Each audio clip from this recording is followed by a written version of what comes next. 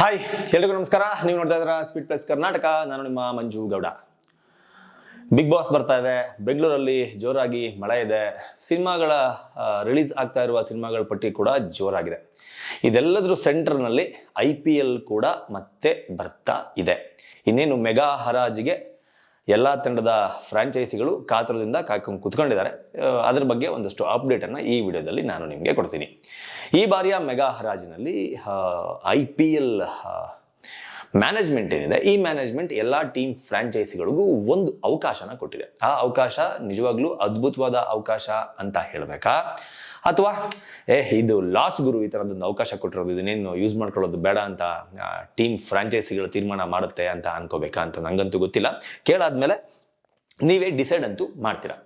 ಯಾಕಪ್ಪ ಅಂತಂದರೆ IPL ಅಂದ ತಕ್ಷಣ ಬೇರೆ ಯಾವುದೇ ಇಂಟರ್ನ್ಯಾಷನಲ್ ಮ್ಯಾಚ್ಗಳಿಗೂ ಇಲ್ಲದೆ ಇರುವಷ್ಟು ಕ್ರೇಜ್ IPLನ ಮ್ಯಾಚ್ಗಳಿಗಿರುತ್ತೆ. ಯಾಕಪ್ಪ ಅಂತಂದರೆ ಈ ಕಾನ್ಸೆಪ್ಟೇ ಹಾಗೆ. ಈ ಇಂಡಿಯಾ ಟೀಮ್ ಅಂತ ತಗೊಂಡ್ರೆ ಇಂಡಿಯನ್ ಪ್ಲೇಯರ್ಸ್ ಮಾತ್ರ ಇರ್ತಾರೆ. ಆಸ್ಟ್ರೇಲಿಯನ್ ಟೀಮ್ ಅಂತ ತಗೊಂಡ್ರೆ ಆಸ್ಟ್ರೇಲಿಯಾದ ಪ್ಲೇಯರ್ಸ್ ಮಾತ್ರ ಇರ್ತಾರೆ. ಹೀಗೆ ಯಾವುದೇ ದೇಶದ ಟೀಮ್ಗಳನ್ನು ನೀವು ತಗೊಂಡ್ರೆ ಆ ದೇಶದ ಪ್ಲೇಯರ್ಸ್ಗಳು ಮಾತ್ರ ಇನ್ನೊಂದು ದೇಶದ ಮೇಲೆ ಆಡುವಾಗ ಒಂದಷ್ಟು ಕ್ಯೂರಿಯಾಸಿಟಿ ಬಿಲ್ಡ್ ಆಗುತ್ತೆ. ಆದರೆ ಈ ಕಾನ್ಸೆಪ್ಟ್ನಲ್ಲಿ ಒಂದೇ ಟೀಮ್ನಲ್ಲಿ ಇಂಡಿಯಾದವರು ಇರ್ಬೋದು, ಶ್ರೀಲಂಕಾದವರು ಇರ್ಬೋದು, ನ್ಯೂಜಿಲೆಂಡವರು ಇರ್ಬೋದು, ಆಸ್ಟ್ರೇಲಿಯಾದವರು ಇರ್ಬೋದು, ಯಾರು ಬೇಕಾದರೂ ಇರ್ಬೋದು. ಹಾಗಾಗಿ ಎಲ್ಲ ದೇಶದಲ್ಲಿರುವ ಸ್ಟಾರ್ ಪ್ಲೇಯರ್ಗಳು ಒಂದೇ ಟೀಮ್ನಲ್ಲಿ ಆಡಿದ್ರೆ ಹೆಂಗಿರುತ್ತೆ? ಈ ಕಾರಣಕ್ಕೇನೆ IPLನ ಮೇಲೆ, IPLನ ಮ್ಯಾಚ್ಗಳ ಮೇಲೆ ಅಷ್ಟೊಂದು ಕ್ರೇಜ್ ಕ್ರಿಕೆಟ್ ಪ್ರೇಮಿಗಳಿಗೆ ಇರೋದು ಅಂದರೆ ತಪ್ಪಾಗಲ್ಲ. ಸೊ ಇದನ್ನೇ ಆರಂಭದಿಂದ ಇನ್ವೆಸ್ಟ್ಮೆಂಟ್ ಆಗಿ ಮಾಡಿಕೊಂಡಂತಹ IPL ಮ್ಯಾನೇಜ್ಮೆಂಟ್ ಈ ಬಾರಿಯ IPLನ್ನು ಇದುವರೆಗೂ ನಡೆಸದೇ ಇರುವ ರೀತಿಯಲ್ಲಿ ಅದ್ದೂರಿಯಾಗಿ ನಡೆಸಬೇಕು ಅಂತ ಪ್ಲಾನ್ ಮಾಡಿಕೊಂಡಿದೆ. ಒಂದಷ್ಟು ಯೋಜನೆಗಳನ್ನು ಸಹ ರೂಪಿಸ್ಕೊಂಡಿದೆ. ಅದರಲ್ಲಿ ಈ ಯೋಜನೆ ಒಂದು. ಅಂದರೆ ಈಗ ಇರುವಂತಹ ಟೀಮ್ಗಳಲ್ಲಿ ಯಾರೆಲ್ಲ ಸ್ಟಾರ್ ಪ್ಲೇಯರ್ಗಳಿದ್ದಾರೆ ಅಥವಾ ತುಂಬ ಫಾರ್ಮ್ನಲ್ಲಿರುವ ಪ್ಲೇಯರ್ಗಳಿದ್ದಾರೆ, ಆ ಪ್ಲೇಯರ್ನ ಬಿಟ್ಟರೆ ನಮ್ಮ ತಂಡಕ್ಕೆ ಒಂದು ಬ್ರ್ಯಾಂಡ್ ವ್ಯಾಲ್ಯೂ ಕಮ್ಮಿ ಆಗುತ್ತೆ ಅಂತ ಯಾವೆಲ್ಲ ಟೀಮ್ನ ಮ್ಯಾನೇಜ್ಮೆಂಟ್ಗೆ ಅಥವಾ ಓನರ್ಗೆ ಅನಿಸುತ್ತೆ, ಅಂತಹ 4 ಆಟಗಾರರನ್ನು ಉಳಿಸ್ಕೊಳ್ಳೋದಕ್ಕೆ IPLನ ಮ್ಯಾನೇಜ್ಮೆಂಟ್ ಒಂದು ಅನುಮತಿಯನ್ನು ಕೊಟ್ಟಿದೆ. ಫಾರ್ ಎಕ್ಸಾಂಪಲ್ RCB ಇಂದ ವಿರಾಟ್ ಕೊಹ್ಲಿ ಅವರು ಹೋಗ್ಬಿಟ್ರೆ ಕತೆ ಏನು? ಬ್ರ್ಯಾಂಡ್ ವ್ಯಾಲ್ಯೂ ಟಪ್ ಅಂತ ಬಿದ್ದೋಗುತ್ತೆ. ಚೆನ್ನೈನಿಂದ ಧೋನಿ ಅವರು ಹೋಗ್ಬಿಟ್ರೆ ಕತೆ ಏನು?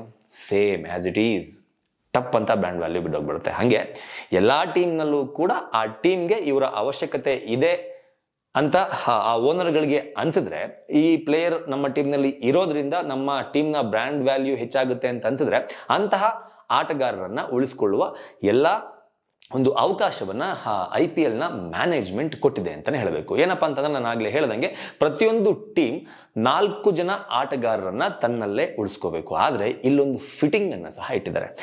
ಏನಪ್ಪ ಫಿಟ್ಟಿಂಗ್ ಅಂತ ನಾವು ನೋಡೋದಾದರೆ, ಯಾವುದೇ ತಂಡ ತನ್ನ ತಂಡದಲ್ಲಿರುವ 4 ಆಟಗಾರರನ್ನು ರಿಟೈನ್ ಮಾಡ್ಕೋಬೇಕು ಅಂತಂದರೆ ಒನ್ ಬೈ ಒನ್ ಹೆಸರನ್ನು ಒಂದು ಲಿಸ್ಟ್ ರೂಪದಲ್ಲಿ ಕೊಡಬೇಕು. ಮೊದಲನೇದಾಗಿ ಯಾವ ಆಟಗಾರನ ಉಳಿಸ್ಕೋತೀವಿ, ಸೆಕೆಂಡ್ ಯಾರು, ಥರ್ಡ್ ಯಾರು, ಫೋರ್ತ್ ಯಾರು, ಹೀಗೆ ರ್ಯಾಂಕಿಂಗ್ ಮೂಲಕ ಆ ಆಟಗಾರನ ಉಳಿಸ್ಕೊಳ್ಳುವ ಒಂದು ಪಟ್ಟಿಯನ್ನು BCCIಗೆ ಕೊಡಬೇಕಾಗುತ್ತೆ ಅಥವಾ IPLನ ಕಮಿಟಿಗೆ ಕೊಡಬೇಕಾಗುತ್ತೆ. ಅದರಲ್ಲಿ ಮೊದಲು ಯಾವ ಆಟಗಾರರನ್ನ ಉಳಿಸ್ಕೊಳ್ತೀವಿ ಅಂತ ಟೀಮ್ನ ಮ್ಯಾನೇಜ್ಮೆಂಟ್ ಡಿಸೈಡ್ ಮಾಡುತ್ತೋ ಅವರಿಗೆ 23 ಕೋಟಿ ರೂಪಾಯಿ ಫಿಕ್ಸ್ ಕೊಡಲೇಬೇಕು. ಎರಡನೇದಾಗಿ ಯಾವ ಆಟಗಾರನ ಉಳಿಸ್ಕೋತೀವಿ ಅಂತ ಡಿಸೈಡ್ ಮಾಡುತ್ತೋ ಅವರಿಗೆ 18 ಕೋಟಿ ರೂಪಾಯಿ ಫಿಕ್ಸು ಕೊಡಲೇಬೇಕು. ಇನ್ನು 3ನೇ ಆಟಗಾರರಿಗೆ 14 ಕೋಟಿ, 4ನೇ ಆಟಗಾರನಿಗೆ 11 ಕೋಟಿ, ಹೀಗೆ ಟೋಟಲ್ 65 ಕೋಟಿ ರೂಪಾಯಿಯನ್ನ ಆ 4 ಜನ ಆಟಗಾರರನ್ನ ಉಳಿಸ್ಕೊಳ್ಳೋದಕ್ಕೆ ಎತ್ತಿಟ್ಬಿಡ್ಬೇಕು. ಅಂದರೆ 65 ಕೋಟಿ ಫಿನಿಶ್. ಅಂದರೆ ಒಂದೊಂದು ಟೀಮ್ನ ಬಳಿ 100 ಕೋಟಿ ರೂಪಾಯಿ ಇರುತ್ತೆ. ಅಂದರೆ ಹರಾಜಿನಲ್ಲಿ ಆಟಗಾರರನ್ನ ತೆಗೆದುಕೊಳ್ಳೋದಕ್ಕೆ 100 ಕೋಟಿ ರೂಪಾಯಿ ಇರುತ್ತೆ. ಆ 100 ಕೋಟಿ ರೂಪಾಯಿಯಲ್ಲಿ ಮೊದಲ 4 ಆಟಗಾರರಿಗೆ 65 ಕೋಟಿ ಹೋದರೆ ಇನ್ನು ಉಳ್ಕೊಳ್ಳೋದು ಕೇವಲ 35 ಕೋಟಿ. ಇನ್ನು 35 ಕೋಟಿನಲ್ಲಿ ಟೀಮ್ಗೆ ಎಷ್ಟು ಜನ ಪ್ಲೇಯರ್ಸ್ ಬೇಕಾಗಿರುತ್ತೋ ಅಷ್ಟು ಜನ ಪ್ಲೇಯರ್ನ ತೆಗೆದುಕೊಳ್ಳುವ ಅವಕಾಶ ಇದೆ.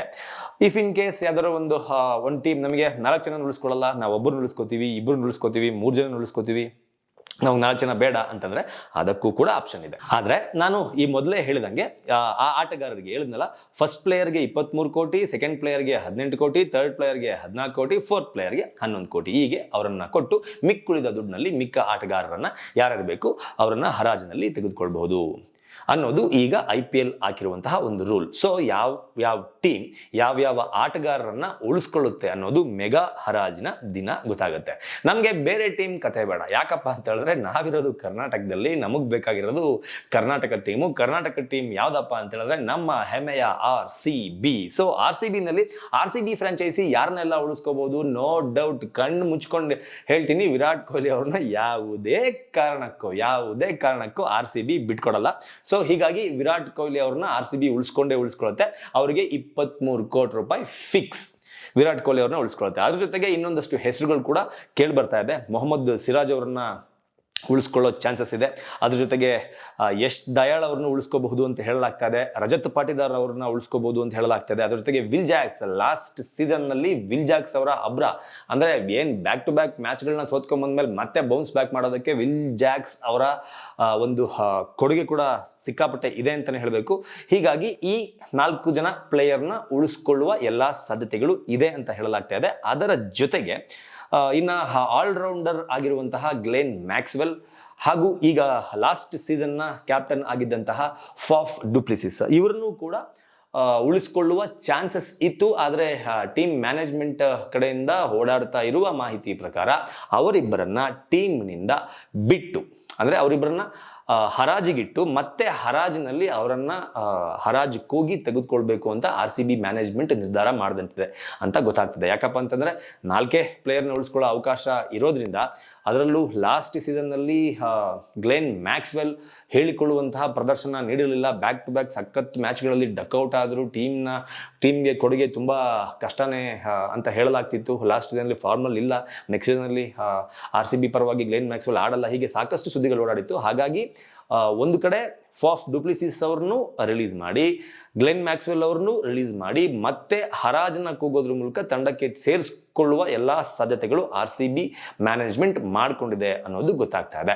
ಇನ್ನೇನು ಮೆಗಾ ಹರಾಜು ಕೆಲವೇ ದಿನಗಳಲ್ಲಿ ಶುರುವಾದಾಗ ಯಾವ್ಯಾವ ಟೀಮ್ಗೆ ಯಾರ್ಯಾರು ಹೋಗಿ ಸೇರ್ಕೋತಾರೆ ಅನ್ನೋ ಕುತೂಹಲ ಎಲ್ಲರಲ್ಲೂ ಇದೆ. ನೀವು ಕೂಡ ಅನ್ಕೋಬಹುದು, ಏನಿದು 4 ಪ್ಲೇಯರ್ಗೆ 65 ಕೋಟಿ ರೂಪಾಯಿನ ಕೊಟ್ಟು ಮಿಕ್ಕಿದ ಅಷ್ಟು ಪ್ಲೇಯರ್ಸ್ಗೆ ಸೇರಿ 35 ಕೋಟಿ, ಇದು ಯಾವ ಲೆಕ್ಕಾಚಾರ, ಇದು ಯಾವ ನ್ಯಾಯ? ಟೀಮ್ ಅವ್ರೇನು ಇಷ್ಟೊಂದು ದಡ್ರ ಅಥವಾ ಮ್ಯಾನೇಜ್ಮೆಂಟ್ ಇಷ್ಟೊಂದು ದಡ್ರ ಅಂತ ಅನ್ಕೋಬಹುದು. ಎಲ್ರಿಗೂ ಕೂಡ ನೆನಪಿರ್ಲಿ, ವಿರಾಟ್ ಕೊಹ್ಲಿ ಅವರು RCB ಟೀಮ್ನಲ್ಲಿ ಇದ್ದಾರೆ ಅಂತಂದ್ರೆ ಅವರು ಹಾಕೊಳ್ಳೋ ಜರ್ಸಿಯಿಂದ ಹಿಡಿದು ಕಂಪ್ಲೀಟ್ IPL ಮುಗಿಯೋವರೆಗೂ ಒಂದು ಬ್ರ್ಯಾಂಡ್ ಪ್ರಮೋಷನ್ಗೆ ವಿರಾಟ್ ಕೊಹ್ಲಿ ಅವ್ರನ್ನ ಯೂಸ್ ಮಾಡ್ಕೋತಾರೆ. ವಿರಾಟ್ ಕೊಹ್ಲಿ ಅವರು ಒಂದು ಬ್ರ್ಯಾಂಡ್ ಪ್ರಮೋಷನ್ಗೆ ಒಪ್ಕೋತಾರೆ, ಅಥವಾ ಅವರು ಹಾಕೊಳ್ಳೋ ಟೀ ಶರ್ಟ್ ಮೇಲೆ ಏನು ಬ್ರ್ಯಾಂಡಿಂಗ್ನ ಹಾಕಿರ್ತಾರಲ್ಲ ಅದಕ್ಕೆ ಕೂಡ ರೇಟ್ ಫಿಕ್ಸ್ ಆಗಿರುತ್ತೆ. ವಿರಾಟ್ ಕೊಹ್ಲಿ ಅವರು ಟೀಮಲ್ಲಿ ಇರೋದ್ರಿಂದ ಅಥವಾ ಚೆನ್ನೈ ಟೀಮ್ನಲ್ಲಿ ಧೋನಿ ಅವರು ಇರೋದ್ರಿಂದ ಆ ಟೀಮ್ಗಳ ಬ್ರ್ಯಾಂಡ್ ವ್ಯಾಲ್ಯೂ ಹೆಚ್ಚಾಗಿ ಇವ್ರಿಗೇನು 23 ಕೋಟಿ ಕೊಟ್ಟಿರ್ತಾರಲ್ಲ ಅದನ್ನೆಲ್ಲ ಏನನ್ಬೋದು ಬಡ್ಡಿ ಸಮೇತ ವಾಪಸ್ಸಾಗಿ ಬ್ರ್ಯಾಂಡ್ ಪ್ರಮೋಷನ್ನ ಮೂಲಕ ದುಡ್ಡನ್ನು ಬ್ರ್ಯಾಂಡ್ ಕಂಪ್ನಿಗಳಿಂದ ಫ್ರಾಂಚೈಸಿಗಳು ತಗೋತಾವೆ. ಹಾಗಾಗಿ ಈ ಆಟಗಾರರ ಮೇಲೆ ಇಷ್ಟೊಂದು ದುಡ್ಡನ್ನು ಖರ್ಚು ಮಾಡೋದಕ್ಕೆ ಫ್ರಾಂಚೈಸಿಗಳು ಯಾವುದೇ ಕಾರಣಕ್ಕೂ ಹಿಂದೆ ಮುಂದೆ ನೋಡಲ್ಲ ಅನ್ನೋದೇ ಸತ್ಯ.